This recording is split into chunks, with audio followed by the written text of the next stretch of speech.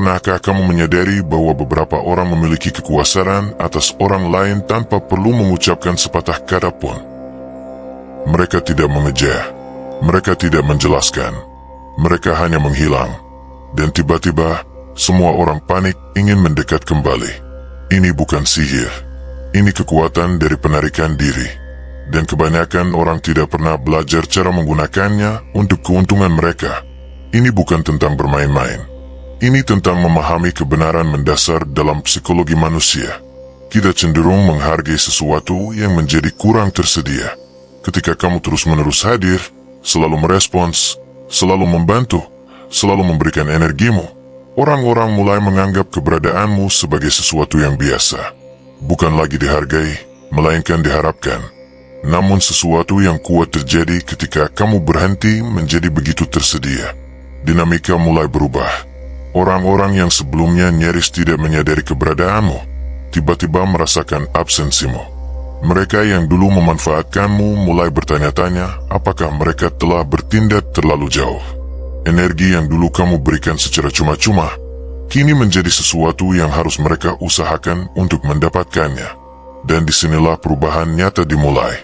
Itu seperti momen tepat sebelum kamu menekan tombol kirim atau sebelum kamu berbicara. Momen yang ternyata memiliki kekuatan lebih besar daripada yang kamu kira. Saat ketika kamu tidak bereaksi, tarikan napas yang kamu ambil alih-alih membalas dengan emosi. Dan dalam keheningan itu, sesuatu mulai bergeser. Jadi, bagaimana jika keheningan itu adalah strategimu? Lihat, kamu diajari bahwa kekuatan adalah tentang bersuara. Tapi kenyataannya, keheningan dapat mengatur ulang seluruh ruangan. Ia mengguncang dinamika. Ketika kamu berhenti memberi makan siklus itu dengan energimu, siklus tersebut mulai kelaparan. Ambil contoh sesederhana grup chat. Biasanya kamu cepat membalas, selalu tersedia, selalu menjelaskan. Tapi kemudian suatu hari, kamu tidak lagi begitu. Kamu membiarkan pesan tak terbaca. Kamu tidak memberikan penjelasan, tidak membenarkan apapun. Tiba-tiba orang-orang mulai menyadari. Semua baik-baik saja, tanya mereka. Keheningan itu menjadi sinyal. Mereka merasakannya. Energimu telah ditarik. Kehadiranmu hilang. Dan hanya dengan itu, kekuatan mulai berimbang kembali. Tanpa sepatah kata pun. Kamu tidak perlu berdebat untuk membuktikan pendapatmu. Kamu tidak perlu membenarkan perasaanmu agar dianggap sah. Kadang, hal paling berwibawa yang bisa kamu lakukan adalah tidak melakukan apa-apa. Ada transaksi yang diam-diam terjadi di setiap hubungan yang pernah kamu jalani. Dan kemungkinan besar kamu bahkan tidak sadar bahwa kamu sedang ada di dalamnya. Ini bukan hanya soal koneksi. Ini soal akses. Akses emosional. Versi dirimu yang orang lain andalkan untuk menghibur, merespons, menyerap. Sang penyelesai, si penenang, yang meledak sesuai harapan lalu minta maaf demi menjaga kedamaian. Kamu pikir kamu hanya sedang menjadi diri sendiri. Tapi benarkah begitu? Atau sebenarnya kamu sedang memainkan versi dirimu yang menjaga segalanya tetap stabil? Kebenarannya adalah, mereka tidak benar-benar terhubung dengan dirimu. Mereka terhubung dengan pola-pola yang kamu ciptakan. Dengan prediktabilitas emosional yang telah kamu latih dalam hubungan itu. Mereka tahu kapan kamu akan tersentak, kapan kamu akan menyerah, kapan kamu akan bercanda untuk menghindari kenyataan. Itu bukan keintiman, itu pemrograman.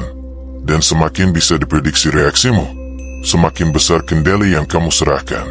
Karena ketersediaan emosional, jika tidak diawasi, akan berubah menjadi alat pengaruh. Bukan selalu dengan niat jahat, tapi selalu dengan dampak yang nyata. Begitu seseorang tahu persis tombol mana yang harus ditekan untuk mendapatkan respons darimu, itu bukan koneksi, itu kontrol. Sekarang bayangkan ini, mereka memancingmu seperti biasa, tapi kali ini, kamu tidak merespons. Tidak ada pembelaan, tidak ada frustrasi, hanya keheningan. Lihat apa yang terjadi. Mereka goyah. Naskah mereka runtuh karena kamu telah memutus siklus itu. Dan dalam jeda itu, kamu merebut kembali kekuasaanmu. Lihat, yang sebenarnya mereka andalkan selama ini bukan cintamu, tapi reaksimu. Itulah mata uang emosional yang mereka pelajari untuk gunakan. Dan begitu kamu berhenti bereaksi, identitasmu, nilaimu mulai bergeser. Bukan di mata mereka, tapi di matamu sendiri. Karena mereka tidak takut pada kemarahanmu. Mereka takut pada ketidakpedulianmu. Mereka tidak takut pada suaramu. Mereka takut pada keheningan di mana dulu kekuasaan mereka tinggal. Dan begitu kamu berhenti memainkan peran yang mereka berikan padamu, mereka tidak tahu lagi sedang berhadapan dengan siapa. Bagus. Itu berarti kamu akhirnya bertemu dengan dirimu yang sebenarnya. Mari kita jujur. Kebanyakan orang tidak benar-benar menghargai waktumu. Mereka hanya menghargai ketersediaanmu, aksesmu, kegunaanmu. Tapi waktumu, waktu yang sakral, terbatas, tak akan pernah bisa kamu dapatkan kembali. Jarang sekali dipertimbangkan. Karena masyarakat telah mengajarkan orang-orang untuk mengharapkan energimu seperti layanan berlangganan. Dan kamu telah dilatih untuk memperpanjang langganan itu setiap hari. Setiap jam, setiap kali kamu bilang, ya, tanpa pernah memeriksa apakah kamu masih punya sesuatu yang tersisa untuk diberikan. Tapi inilah kebenaran yang lebih dalam. Waktumu adalah mata uang jiwamu. Dan setiap kali kamu menghabiskannya untuk kekacauan orang lain, alih-alih untuk menyelaraskan dirimu sendiri, kamu sedang bangkrut dalam cara yang tak bisa dilihat siapapun. Kamu membatalkan malammu, satu-satunya malam di mana sistem sarafmu meminta istirahat, mandi, buku, keheningan, dan sebagai gantinya, kamu mengangkat telepon. Drama lagi. Kamu mengangguk. Kamu menyediakan ruang. Kamu menyusut. Dan ketika semuanya usai, mereka merasa lebih baik. Tapi kamu bergetar di frekuensi yang lebih rendah. Kamu telah menukar kedamaianmu demi kedekatan. Lagi. Lihat, tubuhmu adalah energi. Setiap pikiran, setiap emosi, setiap batasan yang kamu tetapkan atau gagal kamu tetapkan memancarkan tanda getaran. Frekuensi tinggi seperti kegembiraan, kejernihan, penghormatan terhadap diri, dan frekuensi rendah seperti rasa bersalah, dendam, kelelahan. Setiap yang dipaksakan menurunkan getaranmu, bukan secara metaforis, tapi secara energetik. Kamu secara harfiah sedang menyelaraskan dirimu dengan pola kekacauan orang lain. Dan semakin sering kamu melakukannya, semakin medan energimu menyesuaikan. Kamu mulai menarik orang-orang yang mengharapkan versi dirimu yang seperti itu, versi yang terlalu tersedia, tanpa batas. Dan mereka pun tak sadar sedang melakukannya. Mereka hanya menyesuaikan dengan frekuensi yang kamu pancarkan. Tapi inilah jebakan spiritualnya. Kamu mulai berpikir bahwa merasa terkuras adalah bentuk cinta. Bahwa meninggalkan dirimu sendiri adalah bentuk kebaikan. Bahwa menjadi martir adalah bentuk moralitas yang luhur. Padahal bukan. Setiap kali kamu berkata, ya, pada sesuatu yang jiwamu tidak menyetujuinya, kamu sedang meretakkan keselarasanmu. Dan keselarasan yang retak akan menjadi ketidakseimbangan kronis secara emosional, mental, bahkan fisik. Disitulah kelelahan ekstrim muncul. Perasaan kosong, mati rasa, seolah menjalani hidup yang bahkan tidak terasa milikmu. Dan tetap saja, kebanyakan orang tidak akan pernah bertanya, apa yang harus kamu korbankan demi bisa ada di sana untuk mereka? Mereka hanya mengasumsikan kamu memang memilikinya untuk diberikan. Kenapa? Karena kita hidup di budaya di mana orang merasa berhak atas waktumu, tapi jarang yang menghormatinya. Jadi inilah pengingatnya. Kamu tidak berutang penjelasan pada siapapun untuk melindungi energimu. Kedamaianmu tidak memerlukan izin. Frekuensimu tidak perlu diturunkan hanya demi membuat orang lain nyaman dalam disfungsi mereka. Kamu tidak dilahirkan untuk siaga secara emosional setiap saat. Kamu dilahirkan untuk menyelaraskan diri dengan resonansi jiwamu. Dan inilah kebenaran paling berat. Waktumu di sini terbatas. Kamu tidak bisa memperpanjangnya hanya dengan menyenangkan orang lain. Setiap jam yang kamu habiskan dalam rasa dendam adalah jam yang tidak akan pernah kembali. Hidupmu bukanlah semacam cadangan tak terbatas yang bisa diisi lain kali. Hidup itu terjadi sekarang, detik ini.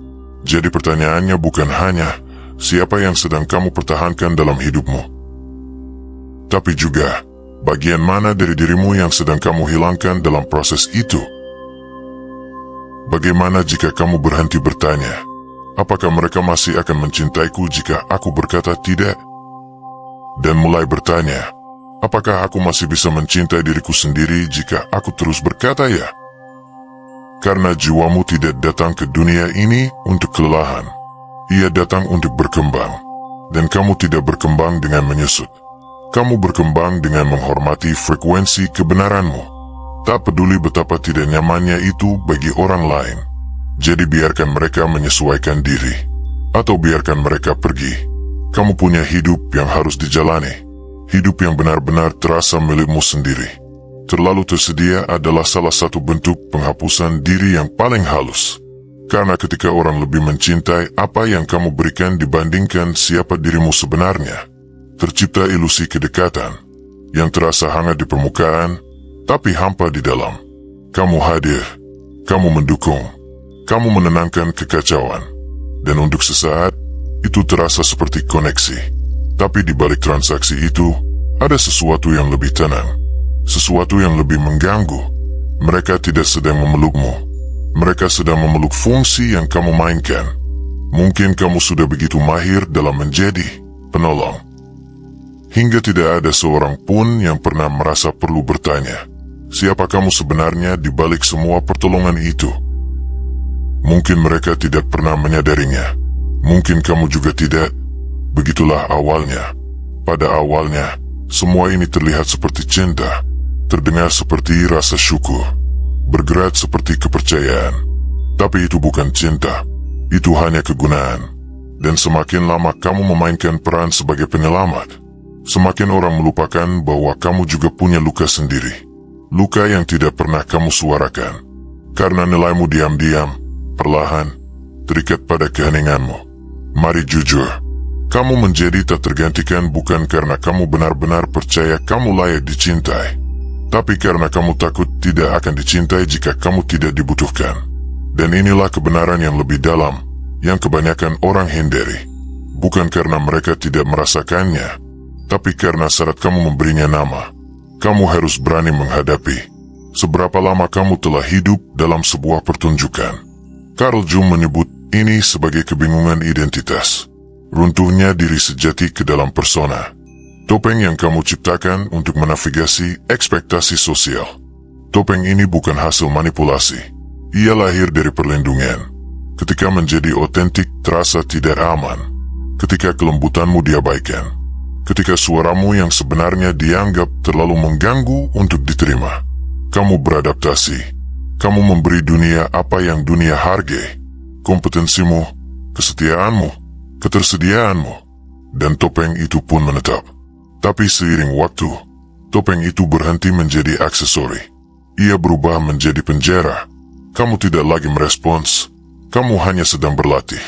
Kamu tidak benar-benar terhubung. Kamu hanya sedang menjaga. Menjaga relevansimu, menjaga peranmu, menjaga tempatmu dalam kehidupan orang-orang yang hanya bisa melihatmu dengan jelas saat kamu sedang memenuhi kebutuhan mereka. Dan sekarang kamu tidak tahu lagi di mana batas antara kegunaanmu dan identitasmu. Tapi inilah bagian yang jarang dibicarakan.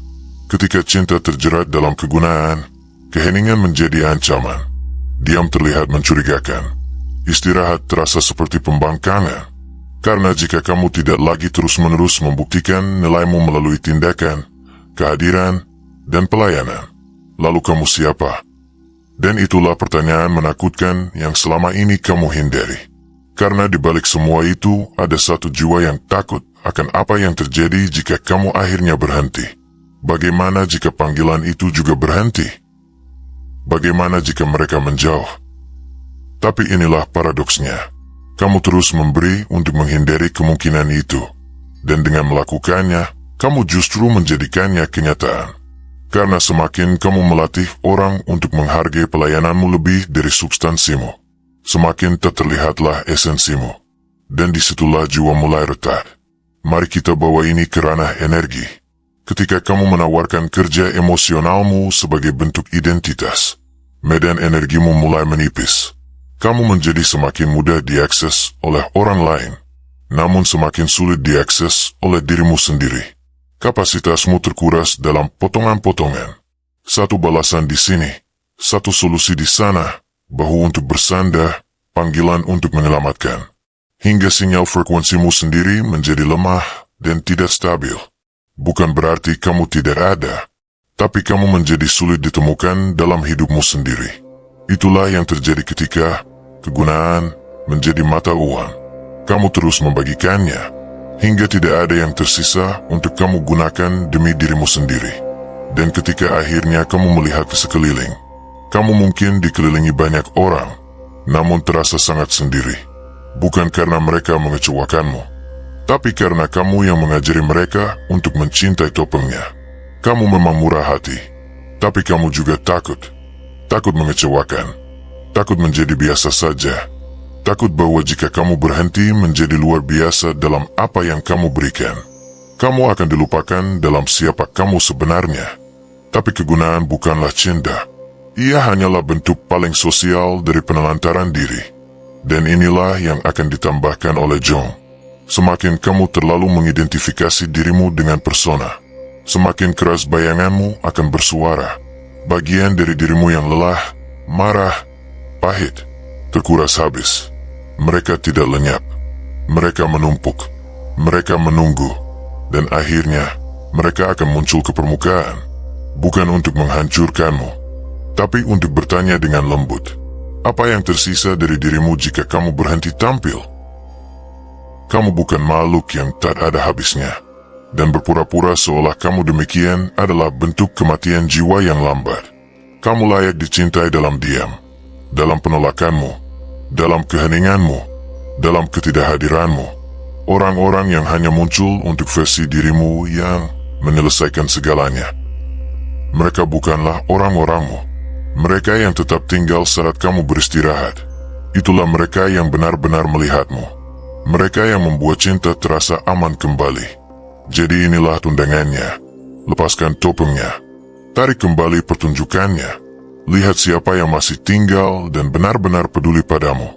Bukan untuk menghukum siapapun, tapi untuk melindungi apa yang tersisa. Untuk memulihkan bagian dari dirimu yang tak pernah seharusnya harus diperjuangkan. Kamu tidak di sini untuk menjadi alat. Kamu tidak di sini untuk selalu tersedia sesuai permintaan. Kamu tidak di sini untuk terus-menerus membuktikan bahwa kamu berharga. Kamu di sini untuk ada sepenuhnya dengan ketidaksempurnaan dan tanpa permintaan maaf. Dan mereka yang mampu menerima itu, mereka tidak merasa terancam saat kamu berhenti memberi. Mereka bersyukur saat kamu mulai menjadi. Karena di sanalah koneksi yang nyata benar-benar dimulai. Bukan dalam apa yang kamu lakukan, tapi dalam siapa kamu adanya. Saat pertunjukan akhirnya berakhir, kekuatanmu tidak selalu pergi dalam ledakan yang dramatis. Kebanyakan waktu, ia menghilang perlahan, melalui reaksi yang tidak terkendali, argumen kecil yang tak perlu, pemicu-pemicu yang tidak layak, dan tetesan-tetesan perlahan dari stimulasi emosional yang berlebihan. Kamu tidak menyadarinya pada awalnya, karena rasanya benar, rasanya wajar, rasanya mendesak. Kamu berdebat berjam-jam di internet membela sebuah pendapat, yang bahkan kamu sudah lupa kenapa kamu pedulikan. Kamu mengirim 5 paragraf kepada seseorang, yang sejak awal tidak pernah benar-benar mendengarkan. Kamu bangun tidur sambil berlatih konfrontasi, yang bahkan belum terjadi. Dan siangnya, dadamu terasa sesak. Otakmu seperti dipenuhi suara bising statis. Lalu kamu bertanya, kenapa aku merasa berat sekali? Kenapa aku begitu terkuras? Jawabannya sederhana. Setiap reaksi berlebihan adalah pemadaman listrik dalam sistem internalmu. Jung sudah memahami ini jauh sebelum media sosial mengubah setiap pikiran menjadi pertunjukan. Ia melihat jiwa bukan sebagai laci-laci penuh pikiran, tapi sebagai arus yang hidup. Sistem energi yang terus mengelola, kemana perhatian mengalir, kemana emosi difokuskan, di mana kekuatan bocor atau disimpan. Dan ketika kamu bereaksi dari impuls, tanpa jeda, tanpa refleksi, kamu mengalihkan energi itu dari fungsi tertinggimu. Kamu memberi makan kebisingan, alih-alih sinyal. Kamu memperkuat bayanganmu, alih-alih pusat kendalimu. Reaktivitas terasa seperti gerakan, tapi seringkali hanya mabuk perjalanan. Dan kebenaran yang paling sulit dihadapi oleh kebanyakan orang adalah ini. Kamu bisa saja benar dan tetap kalah. Kamu bisa memenangkan argumen, mengucapkan kata terakhir, menghancurkan logika seseorang, dan tetap merasa lelah, bingung, dan terputus dari diri sendiri setelahnya. Kenapa? Karena energi yang kamu keluarkan bukanlah investasi. Itu adalah pengeluaran emosional tanpa imbal balik. Kamu tidak mendapatkan kekuatan melalui reaksi. Kamu mendapatkan kekuatan dengan memilih apa yang layak untuk direspons. Dan disitulah letak kedisiplinannya. Emosimu adalah mata uang. Kata emotion berasal dari energy in motion. Dan setiap reaksi adalah sebuah pembelian. Kamu sedang membeli keselarasan diri yang lebih dalam, atau kamu sedang membayar validasi sesyarat dengan kelelahan jangka panjang. Disiplin emosional bukanlah sikap dingin. Itu adalah bentuk konservasi. Itu adalah penolakan untuk membiarkan sistem sarafmu dibajak oleh orang-orang yang bahkan belum pantas menerima keintiman atau usahamu. Itu berarti meninggalkan percakapan yang hanya ada untuk memenuhi kebutuhan orang lain akan konflik. Itu berarti tetap diam di tengah provokasi. Bukan karena kamu tidak punya apa-apa untuk dikatakan, tapi karena kamu tahu mereka tidak akan mendengarnya juga. Itu berarti mengenali bahwa tidak setiap undangan untuk bertempur layak dihadiri. Beberapa hanyalah jebakan yang menyamar sebagai dialog. Beberapa hanyalah kekosongan yang akan melahap apapun cahaya yang kamu lemparkan ke dalamnya. Dan inilah momen kejelasannya. Menghindari reaksi bukan berarti menekan kebenaran. Itu berarti memurnikan ekspresimu. Itu berarti belajar untuk merasakan semuanya, tapi menyalurkan secara selektif. Itu berarti menghormati dunia emosionalmu tanpa menjadikannya komoditas publik. Karena tidak setiap bagian dari dirimu ditakdirkan untuk dibagikan. Tidak setiap perasaan harus diekspresikan keluar. Beberapa hal diciptakan untuk disaksikan oleh dirimu sendiri. Dalam keheningan, tanpa tepuk tangan atau sanggahan. Itulah esensi dari kedaulatan psikis. Untuk tidak lagi membutuhkan dunia luar untuk memvalidasi apa yang dunia batinmu sudah tahu. Tapi dunia tidak didesain untuk itu. Kita hidup dalam ekonomi perhatian, dan perhatian kecanduan pada reaksi. Semakin kamu bereaksi, semakin kamu terlibat. Semakin kamu terlibat, semakin energimu dipanen. Oleh algoritma, oleh ideologi, oleh orang-orang yang belum sembuh, dan sedang mencari sasaran emosional. Jadi kamu harus menghentikan siklusnya. Kamu harus menjadi selektif, strategis, diam yang penuh kesadaran. Rebut kembali fokusmu, audit reaktivitasmu, tahan apimu dari tempat-tempat yang hanya ingin membakarnya. Dan ingat, kamu tidak di sini untuk terus-menerus terpancing. Kamu di sini untuk berubah, untuk mentransmutasi, untuk menjaga energimu seakan-akan evolusimu bergantung padanya. Karena memang begitu, dan ada sangat sedikit momen yang lebih menentukan dibanding detik terbelah setelah kamu terpicu. Ketika kata-kata mereka menghantam, nada bicara menajam, sebuah tatapan, sebuah gestur, keheningan, dan tiba-tiba seluruh tubuhmu bersiap menghadapi serangan, dan kamu bisa merasakannya. Aliran darah memanas, ketegangan di tenggorokan, ledakan panas di balik wajah, rahan yang mengatup sebelum kamu bisa menghentikannya. Lalu muncul narasi, mereka tidak menghormatiku. Mereka mencoba mempermalukanku. Aku harus mengatakan sesuatu. Aku harus membela diri. Dorongan internal itu bukan kelemahan. Itu sejarah. Itu memori yang tersimpan dalam tubuh. Itu adalah versi dirimu yang lebih muda, yang muncul dalam hitungan milidetik. Percaya sepenuhnya bahwa jika kamu tidak bertindak syarat itu juga, kamu akan diperkecil, dihapus, dihancurkan. Jadi kita bereaksi. Cepat, keras, tajam, emosional. Tapi, jika kamu bersedia berhenti sejenak, melawan gravitasi dari refleks itu, kamu mulai menyadari sesuatu yang jauh lebih penting. Pemicu itu bukan ancaman. Pemicu itu adalah guru. Ia bukan bukti bahwa kamu tidak stabil. Ia adalah suara yang menunjukkan apa yang masih memegang kekuasaan atas dirimu. Bukan orang yang ada di hadapanmu. Bukan situasi yang sedang terjadi. Tapi luka lama yang belum selesai. Yang barusan mereka sentuh. Dan itulah ketidaknyamanan yang kebanyakan orang hindari. Pengakuan yang nyaris tak tertahankan bahwa musuhnya bukan di luar sana, tapi dalam kerentanan yang belum diperiksa di dalam. Carl Jung sering membahas fragmentasi batin ini. Ia percaya bahwa jalan menuju realisasi penuh dari diri sejati membutuhkan konfrontasi radikal dengan bayangan.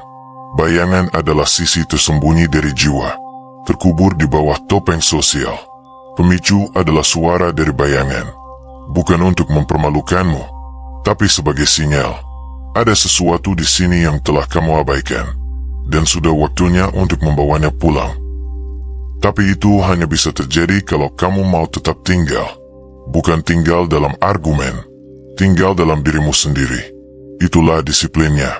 Tetap sadar, sementara sistem sarafmu berteriak untuk mati rasa, menyerang, atau melarikan diri. Merasa segalanya, tanpa menjadi prasaran itu, menyadari kenaikan emosi, tanpa mengira itu kebenaran mutlak, mengenali bahwa kamu sedang berdiri di tepi batas dirimu, dan memilih untuk tidak terjatuh ke dalamnya, karena penguasaan diri bukan berarti tidak pernah bereaksi. Penguasaan diri adalah kemampuan untuk bertemu dengan reaksi itu, dengan kesadaran penuh, dan memutuskan, berapa banyak dari ini yang benar-benar milikku, dan berapa banyak yang hanya warisan. Hasil kondisi otomatisasi dari luka yang diwariskan. Ketika seseorang menghina dan tubuhmu bersiap untuk berperang, tapi alih-alih bertarung, kamu menarik napas, mengamati, menahan muatan itu tanpa menumpahkannya kemana-mana. Saat itu kamu telah keluar dari mantra. Kamu tidak lagi digerakkan oleh momen itu. Kamu bergerak bersama momen itu. Dari tempat yang tenang, bukan karena keterpaksaan. Inilah bedanya antara reaktivitas dan kedaulatan. Reaktivitas adalah refleks. Kedaulatan adalah respons. Yang satu berdasarkan naluri bertahan hidup. Yang lain lahir dari kepemilikan diri. Dan ya, ini sulit. Ini menuntutmu untuk merasakan hal yang selama ini kamu hindari sepanjang hidup. Ketidakberdayaan, penolakan, pengkhianatan, peniadaan, apapun luka akar itu, pemicu akan menemukannya. Dan jika kamu membiarkannya, pemicu itu akan menguasaimu. Tapi jika kamu belajar duduk bersamanya, duduk bersama rasa malu, kemarahan, penolakan, cukup lama untuk melihatnya dengan jernih. Kamu mencabut kekuatannya. Kamu tidak lagi menjadi budak dari pola itu. Kamu menjadi saksi. Kamu menjadi wadah. Kehadiran yang bisa memegang muatan emosional itu tanpa meledak. Dan di dalam momen itulah kamu merebut kembali sesuatu yang tak akan pernah bisa diberikan oleh validasi eksternal. Pilihan untuk berbicara dengan niat atau tidak mengatakan apa-apa sama sekali. Pilihan untuk tetap terpusat atau membiarkan dirimu dibajak. Pilihan untuk bertindak selaras, bukan dari dorongan emosi. Karena mari kita perjelas, terpicu itu pasti akan terjadi. Tapi membiarkan pemicu itu mendefinisikan realitasmu. Itu opsional, bukan tentang tidak pernah terpengaruh, tapi tentang cukup sadar untuk tahu kapan luka lamamu sedang mengambil alih kemudi, dan cukup sadar untuk merebutnya kembali. Inilah pekerjaan yang sesungguhnya, bukan menghindari konflik, bukan berpura-pura bahwa kamu sudah sembuh, tapi mempraktikkan kehadiran, tepat di saat momen itu paling sulit untuk ditahan. Kamu tidak perlu bertarung dalam setiap pertempuran yang mengingatkanmu pada masa lalu. Kamu tidak perlu menjelaskan nilaimu kepada orang-orang yang sudah bertekad untuk tidak memahaminya. Kamu tidak perlu menyamai energi dari provokasi. Kadang, hal paling radikal yang bisa kamu lakukan adalah tidak melakukan apa-apa, tanpa pembelaan, tanpa pertunjukan, hanya diam. Keheningan yang berkata, aku tahu siapa diriku, dan ini tidak berhak menentukan itu. Karena kekuatan sejati tidak berisik. Kekuatan sejati itu stabil, terukur, tidak terganggu oleh kebisingan, yang dulunya bisa menjatuhkanmu, Dan di momen inilah kamu sadar, pemicu itu tidak lagi memegang kendali. Kamulah yang memegangnya. Itu bukan penghindaran. Itu adalah evolusi. Dan jika kamu ingin mengukur seberapa bebas kamu sebenarnya, jangan lihat siapa dirimu saat hidup tenang. Lihat siapa dirimu ketika kamu diprovokasi. Karena jalan menuju kedaulatan diri tidak dibangun dengan kesempurnaan, tapi ditempa dalam api. Dengan napas yang kamu ambil saat kamu lebih ingin berteriak. Dengan keheningan yang kamu pilih saat kamu bisa menguasai. Dan dengan ketenangan batin yang kamu bangun saat segala hal di dalam dirimu ingin meledak. Dan kamu mungkin memperhatikan, kadang saat orang melihatmu, mereka sebenarnya tidak melihat kamu sama sekali. Mereka melihat versi dari dirimu, yang dibentuk bukan oleh kehadiran atau rasa ingin tahu, tetapi oleh proyeksi. Cerita mereka yang belum selesai, kebutuhan mereka yang tak terpenuhi, ketakutan mereka yang tersembunyi dan menyamar sebagai harapan. Dan jika sepanjang hidup kamu telah dilatih untuk menjadi orang yang menyenangkan, mudah menyesuaikan diri, atau fasih secara emosional, maka kamu mungkin telah menjadi layar yang sempurna, bukan karena kamu menginginkannya, tetapi karena bertahan hidup mengajarimu untuk membentuk dirimu sesuai kebutuhan orang lain. Bahkan sebelum kamu tahu apa yang kamu butuhkan sendiri, kamu belajar sejak dini cara membaca ruangan, cara mengantisipasi, menyerap, dan menyesuaikan diri, cara membaca di antara kata-kata, agar bisa tetap berada selangkah lebih maju dari kekecewaan, agar bisa memperoleh kedekatan, dengan menjadi apapun yang mereka butuhkan saat itu juga. Dan itu bukanlah cinta, itu adalah pertunjukan tentang nilai diri. Karena ketika orang berinteraksi dengan proyeksi mereka atas dirimu, mereka tidak benar-benar terhubung dengan keberadaanmu. Mereka sedang berhubungan dengan fungsimu, dengan gambaran tentangmu yang menenangkan dunia mereka, dengan versi dirimu yang tidak mengganggu fantasi mereka, dengan arketipe yang mereka tempatkan padamu, untuk meredakan sesuatu dalam diri mereka sendiri. Kamu menjadi si penolong, yang kuat, yang tenang, yang bisa diandalkan, yang tidak pernah meminta terlalu banyak. Dan selama kamu memainkan peran itu, hubungan itu seolah berjalan. Tapi begitu kamu berubah, ketika kamu memilih diam alih-alih menghibur, ketika kamu mengatakan tidak alih-alih menurut, energinya langsung berubah. Kamu tidak lagi mudah. Kamu tidak lagi nyaman.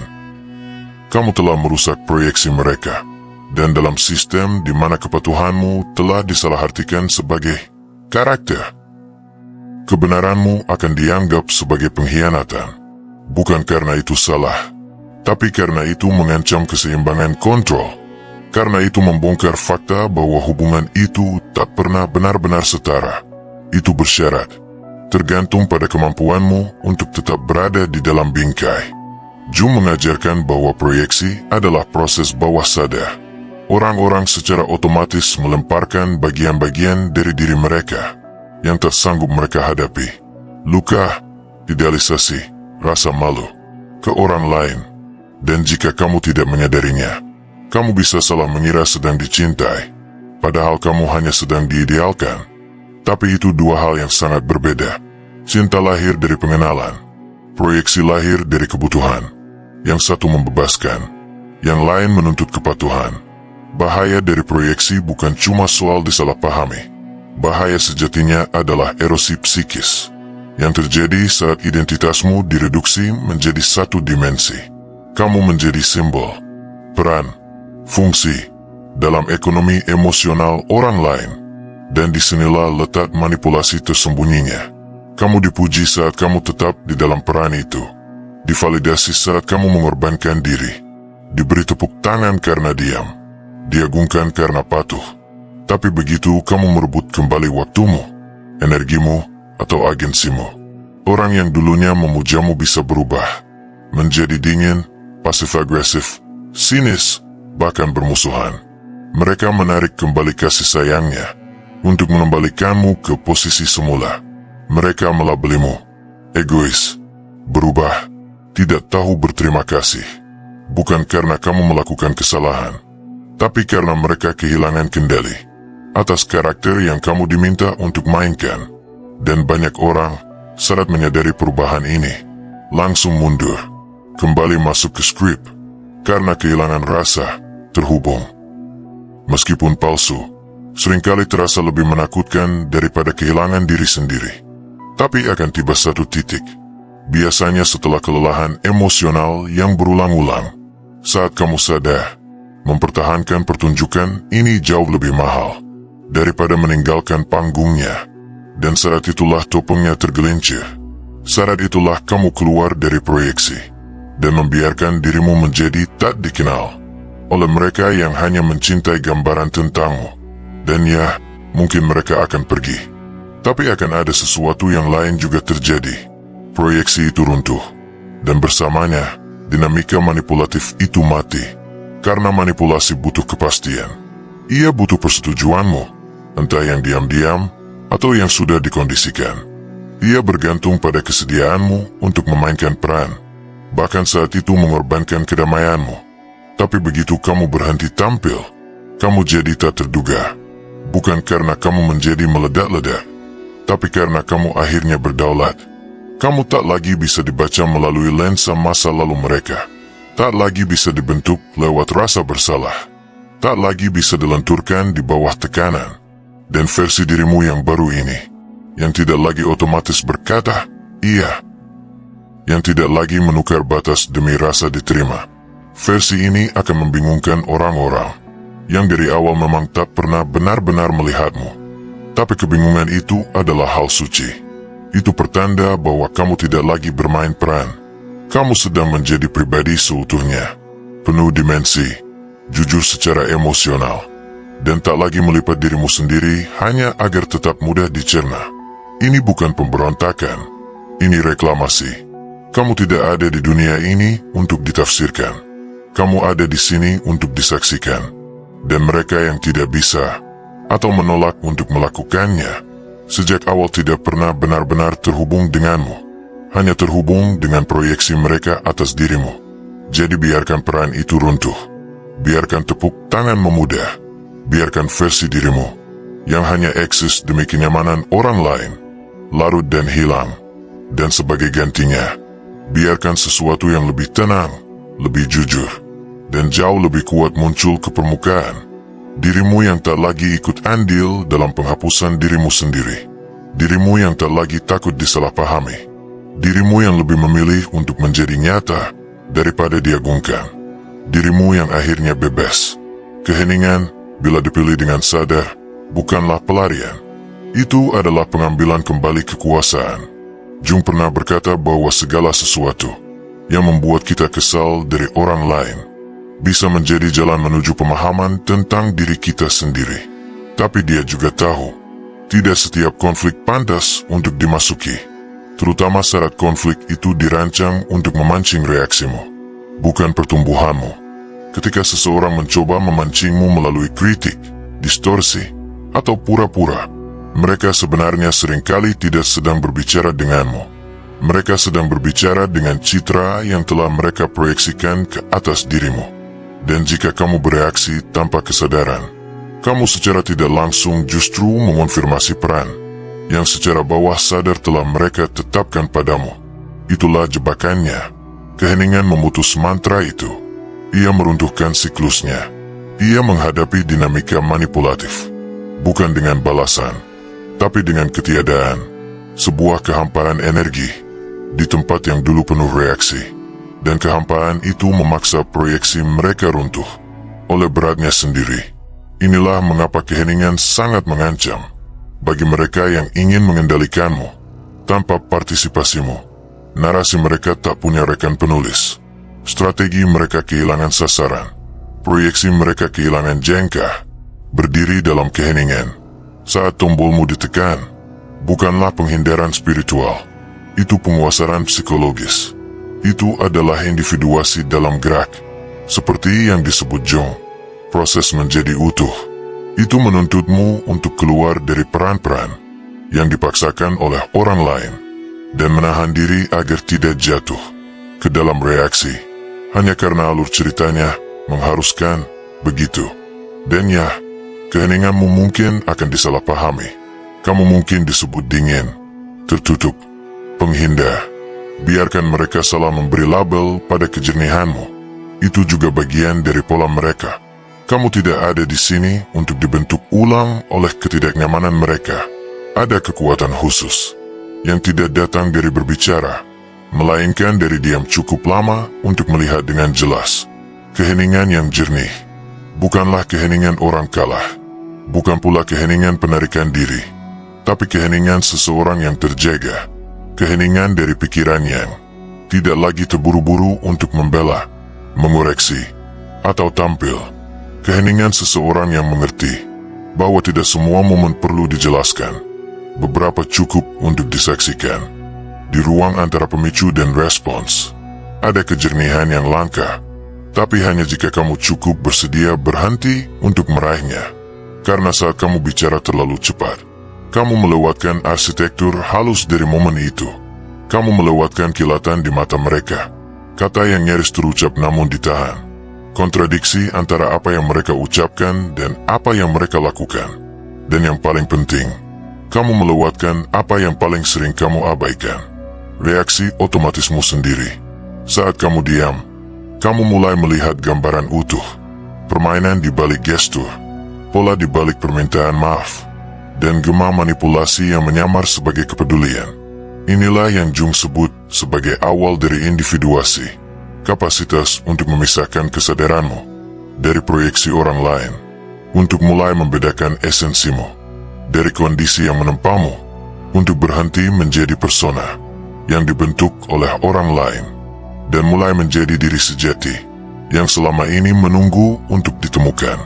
Karena saat kamu terus-menerus berbicara, terutama dalam momen penuh muatan emosi, seringkali kamu tidak sedang bicara dari kehadiran, melainkan dari pemrograman, dari refleks masa kecil, dari logika trauma, dari arketipe yang orang lain latih agar kamu perankan.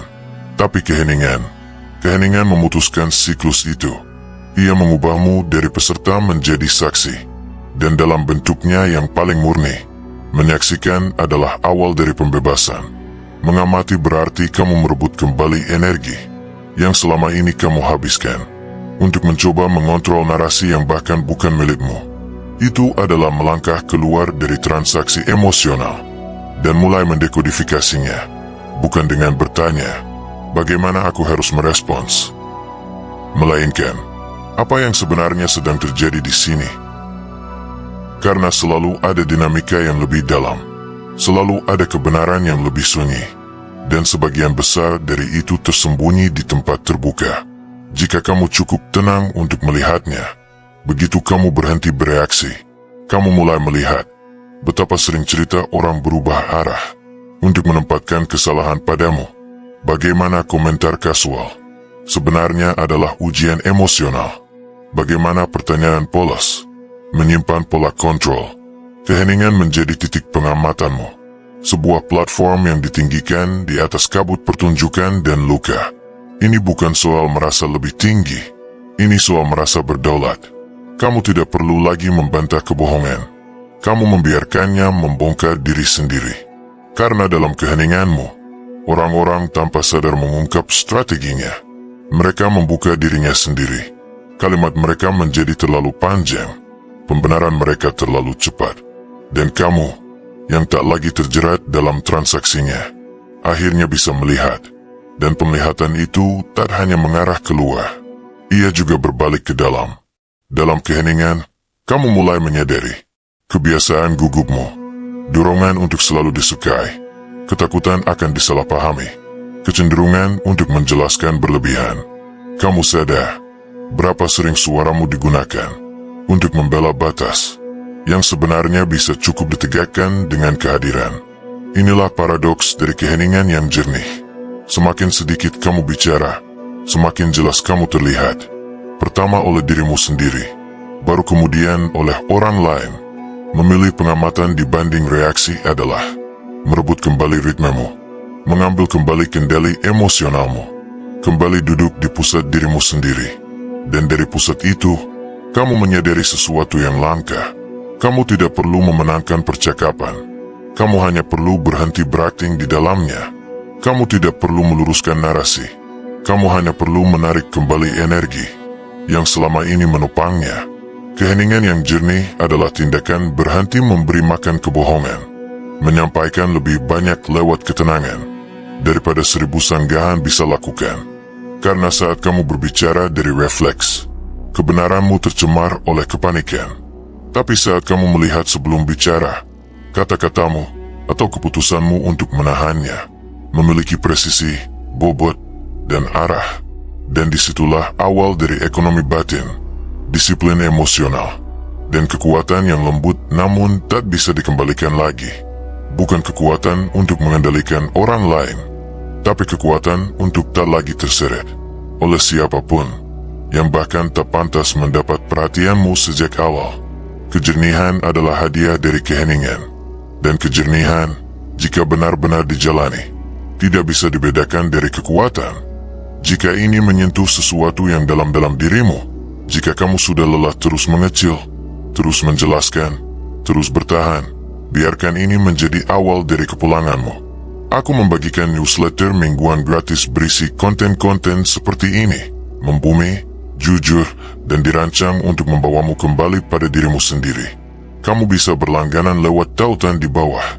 Dan jika kamu sedang menjalani perjalanan ini bersamaku, pastikan kamu subscribe ke channelnya agar tak melewatkan apapun yang akan datang. Tulis kata diri baru di kolom komentar jika kamu sudah selesai dengan kompromi dan siap bergerak, berbicara, dan memilih dari tempat yang utuh, bukan dari luka masa lalu. Dan ketika kamu siap menyelam lebih dalam, tonton playlist lengkapnya. Ceritakan pengalamanmu tentang 2 orang yang menuntutmu dan bagaimana hidupmu berubah saat kamu memilih dirimu sendiri agar orang lain bisa belajar darimu. Dan seperti biasa, lindungi energimu, hormati kebenaranmu, dan yang terpenting, melangkahlah seakan kamu sudah bebas. Sampai jumpa lagi.